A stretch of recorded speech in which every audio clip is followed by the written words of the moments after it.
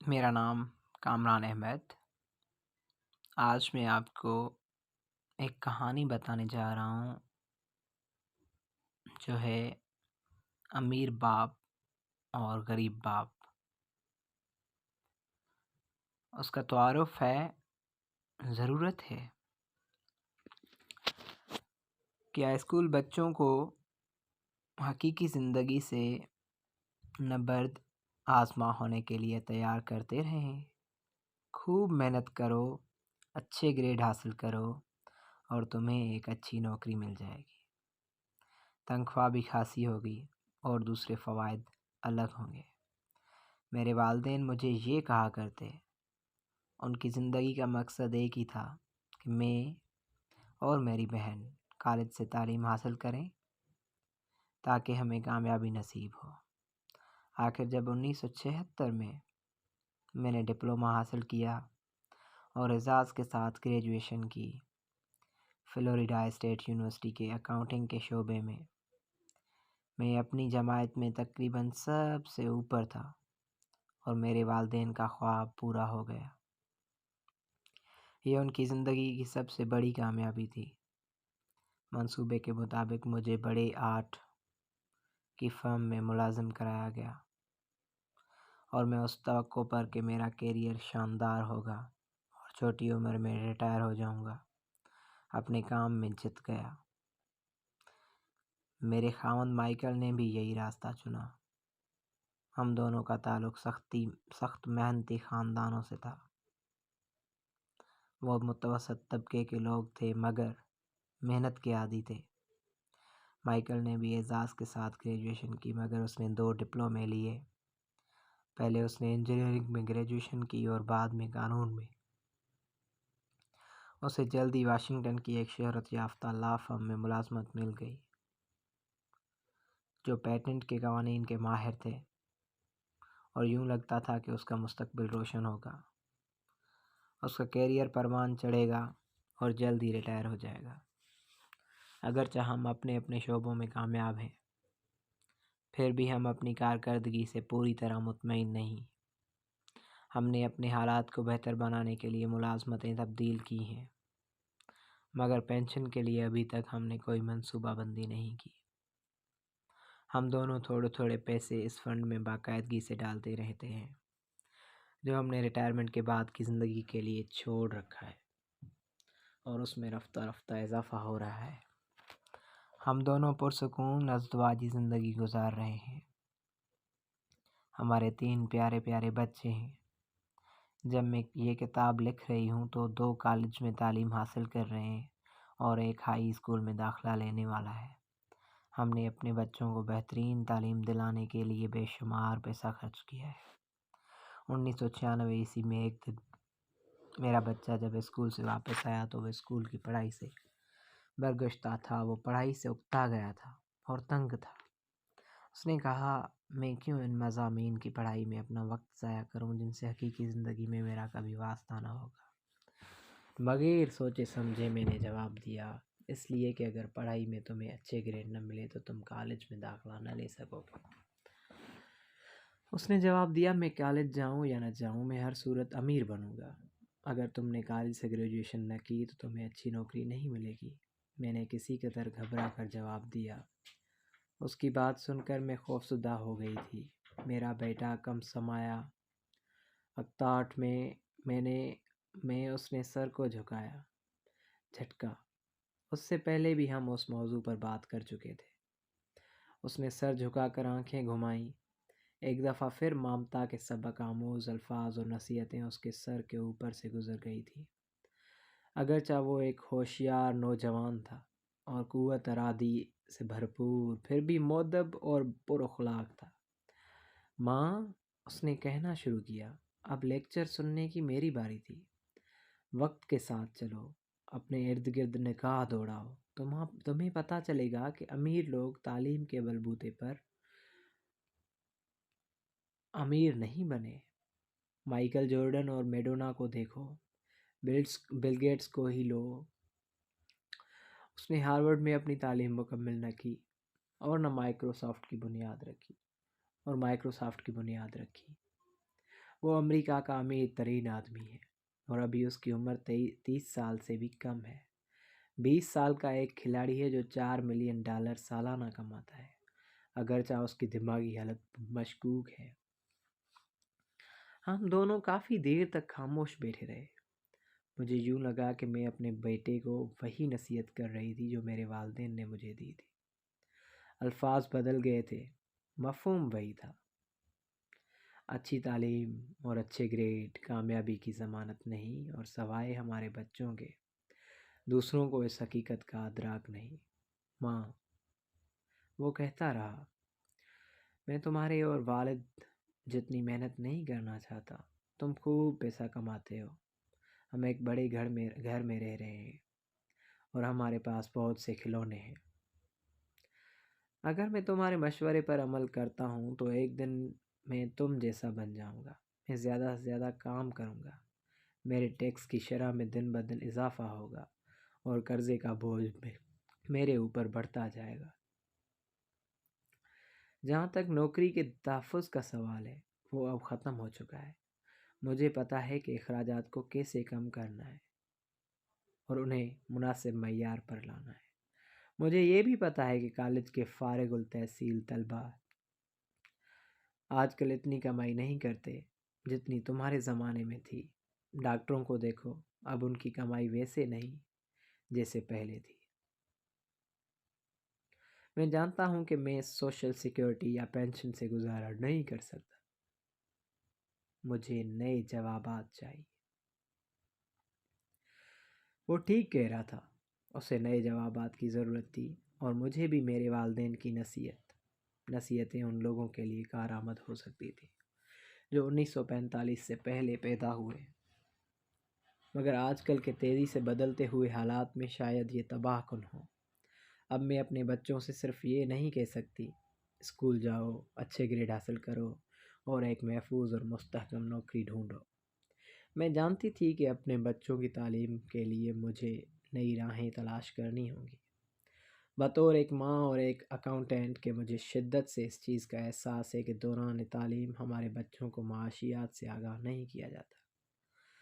بہت سے نئی نسل کے نوجوان ہائی اسکول کے بعد میں فارغ ہوتے ہیں اور کریڈٹ کارڈ ان کی جیبوں میں پہلے موجود ہوتے ہیں، مگر نہ تو انہیں پیسوں کا صحیح شعور ہوتا ہے اور نہ وہ جانتے ہیں کہ سرمایہ کو کس طرح انویسٹ کیا جائے۔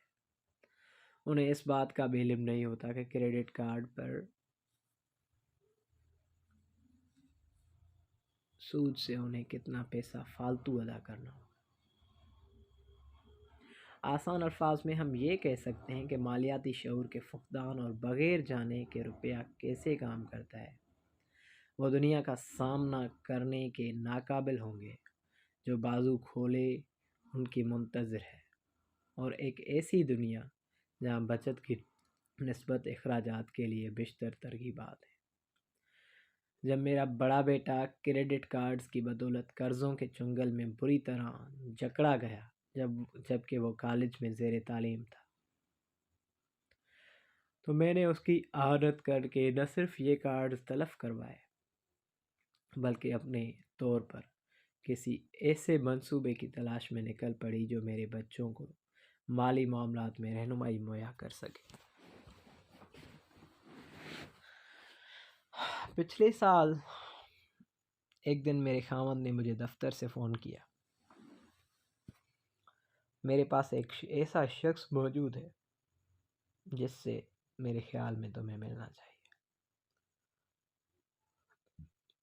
اس کا نام رابرٹ کیوساکی ہے۔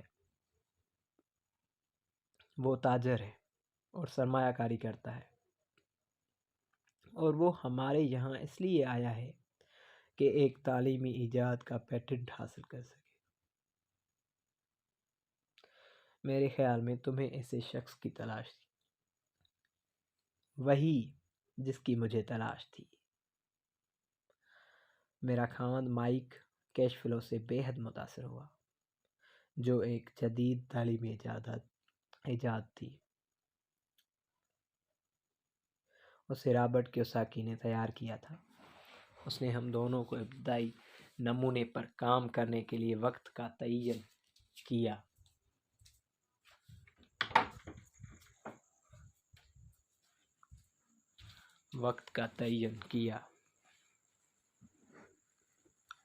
چونکہ یہ ایک تعلیمی کھیل تھا، میں نے اپنی 19 سالہ بیٹی کو بھی مدعو کیا کہ آیا وہ اس کھیل میں حصہ لے گی۔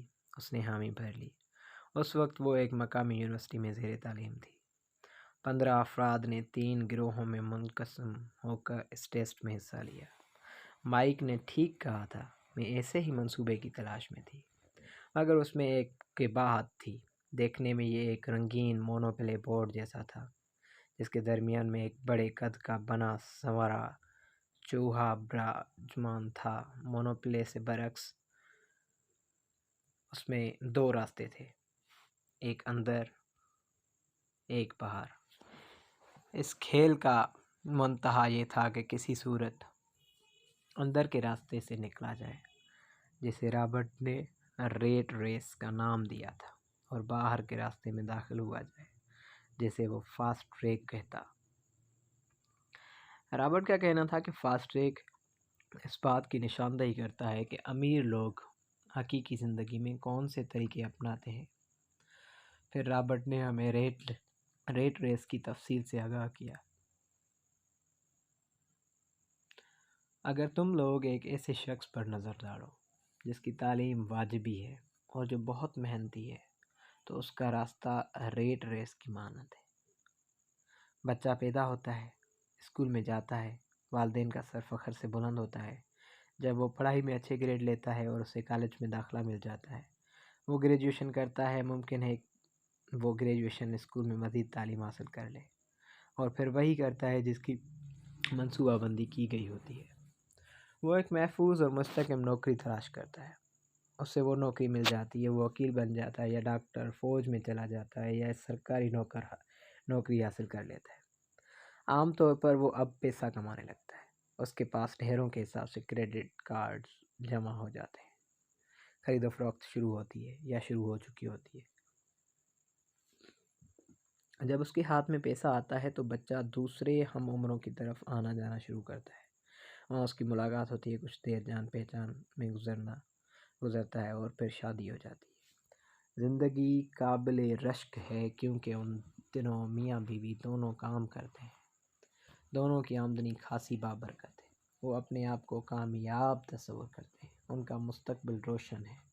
اب وہ ذاتی گھر خریدنا چاہتے ہیں، کار خریدنا چاہتے ہیں، ٹیلی ویژن لینا چاہتے ہیں، چھٹیاں گزارنے کے لیے باہر جانا چاہتے ہیں، اور انہیں بچوں کی خواہش ہوتی ہے۔ بچہ پیدا ہوتا ہے، گھر میں خوشی کی لہر دوڑ جاتی ہے، مگر اس کے ساتھ اخراجات میں اضافہ ہوتا ہے۔ میاں بیوی سمجھتے ہیں کہ ان کا کیریئر بے تحاشا اہم ہے، اور وہ اور زیادہ محنت کرنے لگتے ہیں تاکہ انہیں ترقی ملے اور ان کی تنخواہوں میں اضافہ ہو۔ ان کی تنخواہ بڑھ جاتی ہے،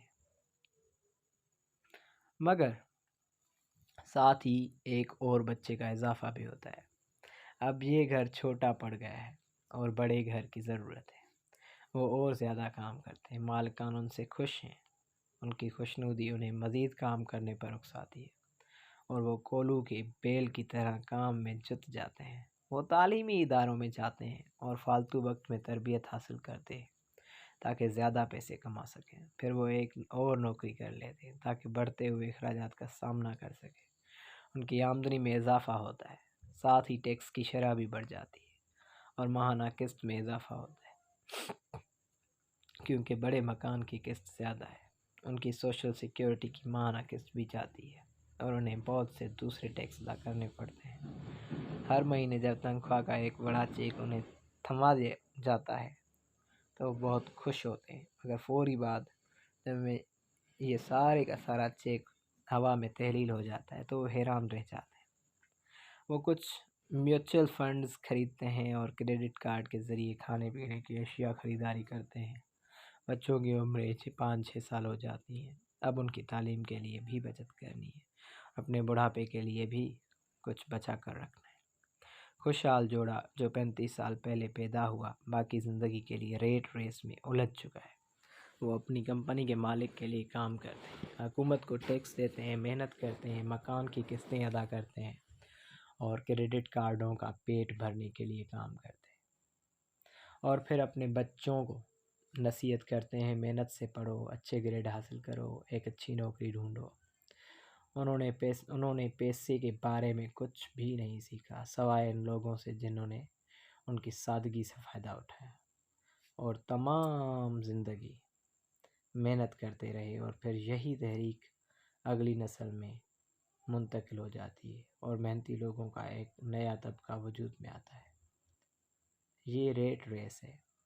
اس ریٹ ریس سے نکلنے کا ایک ہی راستہ ہے کہ حساب کتاب میں ہم بے مثال ہوں اور سرمایہ کاری کی ہمیں سد بد ہو، اور ان دونوں پر عبور خاصا مشکل ہے۔ ایک مستند سی پی اے کے بطور جس نے بگ ایٹ اکاؤنٹنگ فرم میں کام کیا ہو، مجھے یہ دیکھ کر حیرانگی ہوئی کہ رابرٹ نے ان دونوں مضامین کی تعلیم کو دلچسپ اور جاندار بنا دیا تھا۔ اس سارے عمل کو اس طریقے سے مخفی رکھا گیا تھا کہ جب ہم انتہائی ریٹ ریس سے نکلنے کی کوشش کر رہے تھے تو جلد ہی ہم اس بات کو بھول گئے کہ ہم سیکھ رہے تھے۔ جلد ہی یہ پروڈکٹ ٹیسٹ میرے اور میری بیٹی کے درمیان ایک دلچسپ دوپہر میں تبدیل ہو گیا۔ ہم ان چیزوں کے بارے میں بات چیت کرنے لگے جن کے بارے میں ہم نے پہلے کبھی سوچا نہ تھا۔ چونکہ میں پیشہ ور اکاؤنٹنٹ تھی، لہٰذا آمدنی کی تفصیل اور بیلنس شیٹ بنانا میرے لیے آسان تھا۔ چنانچہ میں نے اپنی بیٹی اور دوسروں کی مدد کرنی شروع کی۔ انہوں نے کئی ایسی چیزیں بتلائیں جن کے بارے میں ان کی معلومات نہ ہونے کے برابر تھی۔ میں سب سے پہلے ریٹ ریس میں سے نکلنے میں کامیاب ہوئی اور اس دن میں واحد کھلاڑی تھی جو اندرونی دائرے سے نکلنے کے قابل ہوئی۔ میں 50 منٹ میں اندرونی دائرے سے نکل گئی، جبکہ کھیل 3 گھنٹے تک چلتا رہا۔ میز پر میرے ساتھ ایک بینکار، ایک تاجر اور ایک کمپیوٹر پروگرامر موجود تھے۔ جس چیز سے مجھے مایوسی ہوئی وہ یہ تھی کہ یہ لوگ حساب کتاب اور سرمایہ کاری کے بارے میں اتنا کم جانتے تھے، اور یہ چیزیں ان لوگوں کے لیے خاص اہمیت کی حامل تھی۔ میں حیران تھی کہ ذاتی زندگی میں اپنی مالی معاملات کس طرح سلجھاتے ہوں گے۔ اگر میری 19 سالہ بیٹی اس بارے میں لا علم تھی تو اس کی لا علمی کسی حد تک قابل قبول تھی، مگر یہ تو عمر رسیدہ لوگ تھے جو عمر میں اس سے تقریباً دگنے تھے۔ ریٹ ریس سے نکل کر تقریباً 2 گھنٹے تک میں اپنی بیٹی اور اپنے ان پڑھے لکھے تجربے کار بڑوں کو دانا پھینک کر چال چلتے دیکھتی رہی۔ اگرچہ میں اس بات سے خوش تھی کہ وہ جلدی سیکھ رہے تھے، مگر ساتھ ہی پریشان بھی تھی کہ یہ لوگ حساب کتاب اور سرمایہ میں کی ابجد سے بھی ناواقف تھے۔ انہیں اپنی آمدنی اور بیلنس شیٹ کو متوازن اور ہم آہنگ کرنے میں سخت مشکل پیش آ رہی تھی۔ جب وہ جائیداد خرید و فروخت کر رہے تھے تو انہیں اس امر کو یاد رکھنے میں کوفت ہو رہی تھی کہ ان کی کسی بھی خرید و فروخت کا اثر براہ راست ان کی ماہانہ آمدنی پر ہوگا۔ مجھے خیال ہوا کہ لاکھوں لوگ دنیا میں ایسے ہوں گے جنہیں مالی مشکلات کا سامنا ہوگا، محض اس لیے کہ انہیں یہ مضامین پڑھائے نہیں گئے اور اس بارے میں ان کی معلومات صفر کے برابر تھی۔ خدا کا شکر ہے کہ وہ اس وقت انتہائی انہاک سے کھیل میں لگے ہوئے تھے اور جیتنے کی سرتوڑ کوشش کر رہے تھے۔ باقی تفکرات ان کے ذہنوں سے ہوا ہو گئے تھے۔ جب کھیل ختم ہوا تو رابرٹ نے ہمیں اپنے نفع نقصان کو جانچنے کے لیے 15 منٹ کا وقفہ دیا۔ میری میز والا صنعت کار اس کھیل سے خوش نہ تھا، اسے یہ کھیل پسند نہ تھا۔ اس نے اونچی آواز میں کہا، مجھے یہ سب کچھ جاننے کی چندان ضرورت نہ تھی۔ میں نے اکاؤنٹنٹ ملازم رکھے ہوئے ہیں، بینکروں سے میرا رابطہ ہے اور وکیل رکھے ہوئے ہیں، یہ جو مجھے اس بارے میں سب کچھ بتا دیتے ہیں۔ اس کے جواب میں رابرٹ نے کہا، کیا تم نے کبھی دھیان دیا ہے کہ زیادہ تر اکاؤنٹنٹ امیر نہیں ہوتے، اور بینکرز، وکیل، اسٹاک بروکرز اور پراپرٹی ڈیلرز بھی عام طور پر متوسط طبقے سے تعلق رکھتے ہیں۔ انہیں کافی پتہ ہوتا ہے، وہ ہوشیار ہوتے ہیں، مگر وہ امیر نہیں ہوتے، کیونکہ ہمارے مدرسوں میں ہمیں وہ نہیں سکھایا جاتا جسے امیر لوگ جانتے ہیں۔ ہم ان لوگوں کی نصیحتیں لیتے ہیں، لیکن ایک دن ایسے ہوتا ہے آپ سڑک پر جا رہے ہیں، آپ کو کام پر جانے کی جلدی ہے، مگر ٹریفک بری طرح پھنسی ہوئی ہے۔ آپ اپنے دائیں بائیں دیکھتے ہیں اور اچانک آپ کی نظر اپنے اکاؤنٹنٹ پر پڑتی ہے جس کی کار بھی اس بھیڑ میں پھنسی ہوئی ہے، اور پھر آپ کو اپنا بینکر بھی انہی حالات سے دو چار دکھائی دیتا ہے۔ اس سے آپ کو سبق ملتا ہے، کمپیوٹر پروگرامر بھی اس کھیل سے خوش نہ تھا۔ اس نے کہا سافٹ ویئر کی مدد سے مجھے تمام مطلوبہ معلومات حاصل ہو جاتی ہیں۔ تاہم بینکر اس کھیل سے متاثر ہوا۔ اسکول میں تعلیم کے دوران میں نے یہ پڑھا ہے، میرا مطلب ہے حساب کتاب، مگر عملی طور پر اسے آزمانے کے بارے میں مجھے کچھ پتہ نہ تھا۔ اب مجھے پتہ چلا ہے مجھے ریٹ ریس سے باہر نکلنے کی ضرورت ہے، مگر میری بیٹی نے اس کھیل کے متعلق جو کچھ کہا اس سے بھی متاثر ہوئی۔ مجھے اس پڑھائی سے مزہ آیا۔ اس نے کہا پیسہ جس طرح کام کرتا ہے اور سرمایہ کاری کے بارے میں مجھے بہت کچھ معلوم ہوا۔ پھر کہنے لگی اب مجھے معلوم ہوا ہے کہ میں ایسا پیشہ چنوں جو میری امنگوں کے عین مطابق اور جاب سیکیورٹی کے نقطہ نظر سے کوئی پیشہ اختیار نہ کروں کہ اس میں اتنا تحفظ ہے، اتنے فوائد ہیں یا اتنی تنخواہ ہے۔ جو کچھ اس کھیل نے مجھے سکھایا ہے اس کے مطابق میں تعلیم کے معاملے میں آزاد ہوں اور وہی تعلیم حاصل کروں گی جس کے لیے میرا دل راضی ہوگا، بجائے وہ تعلیم حاصل کرنے کے کہ کیونکہ مارکیٹ میں اس کی مانگ ہے۔ اگر میں نے سیکھ لیا تو نہ مجھے جاب سیکیورٹی کی فکر ہوگی اور نہ سیکشل سیکیورٹی کی، جس سے میرے ہم جماعت آج کل دو چار ہیں، اور انہیں یہ فکر کھائی جا رہی ہے کہ تعلیم حاصل کرنے کے بعد ان کا کیا بنے گا۔ کھیل کے بعد مجھے رابرٹ سے بات چیت کا موقع نہ ملا، مگر ہم نے فیصلہ کیا کہ اس سلسلے میں ہم دوبارہ ملیں گے اور گفتگو شنید کریں گے۔ میں جانتی تھی کہ اس کھیل کے ذریعے وہ دوسرے لوگوں کو مالی معاملات میں خود کفالت سکھانے کا خواہش مند تھا، اور میں بھی اس کے منصوبوں کے بارے میں جاننے کی مشتاق تھی۔ میں اور میرے خاوند نے مسٹر اور مسز رابرٹ کے ساتھ اگلے ہفتے عشائیہ پر ملاقات کا بندوبست کیا۔ اگرچہ ہم پہلی دفعہ ملے تھے، مگر یوں لگتا تھا جیسے ہم مدتوں سے ایک دوسرے کو جانتے تھے۔ ہمیں اندازہ ہوا کہ ہماری بہت سی قدریں مشترک تھیں۔ ہم نے اسپورٹس کے بارے میں بات چیت کی، ڈراموں پر تبصرہ کیا، ریستورانوں کے متعلق گفتگو کی اور بہت سے دوسرے سماجی اور معاشی مسائل زیر بحث آئے۔ بدلتی ہوئی دنیا کے بارے میں گفتگو کی۔ ہم نے اس مسئلے پر خصوصی توجہ دی کہ امریکیوں کی کثیر تعداد ریٹائرمنٹ کے بعد کی زندگی کے لیے کچھ پس انداز نہیں کرتی، اور سوشل سیکیورٹی اور علاج معالجے کے انتظام کے دیوالیے پن کے باعث انہیں بعد ازاں انتہائی تنگی کا سامنا ہوتا ہے۔ کیا میرے بچوں کو 75 ملین ریٹائرڈ لوگوں کی دیکھ بھال کے لیے ادائیگی کرنی پڑے گی؟ ہم حیران تھے کہ لوگ پینشن منصوبے کے خطرات کو کیوں محسوس نہیں کرتے۔ رابرٹ کی زیادہ توجہ امیری اور غریبی کے بڑھتے ہوئے تضاد پر تھی۔ رابرٹ نے مروجہ تعلیمی شیڈول سے ہٹ کر خود ہی سیکھا اور خود ہی پیسہ بنایا۔ وہ پوری دنیا کا چکر لگا چکا تھا، جگہ جگہ لیکچر دیتا، لوگوں کا دل بہلاتا، اور اس طرح جو پیسہ اکٹھا ہوا اس سے اس نے ہوش مند سرمایہ کاری کی اور 47 سال کی عمر میں ریٹائر ہو گیا۔ وہ 2 بار فقط اس لیے متحرک ہوا کہ میری طرح اسے بھی اپنے بچوں کے مستقبل کی فکر تھی۔ وہ جانتا تھا کہ دنیا بدل چکی ہے، مگر تعلیم وہی ہے، اس میں تبدیلی نہیں ہوئی۔ اس کے خیال میں بچے ناکارہ تعلیم کے حصول میں سال ہر سال ضائع کر دیتے ہیں۔ انہیں وہ مضامین پڑھائے جاتے ہیں جن سے بعد ازاں انہیں کبھی واسطہ نہ پڑے گا۔ انہیں ایک ایسی دنیا کے لیے تیار کیا جا رہا ہے جو کبھی ہی ختم ہو چکی۔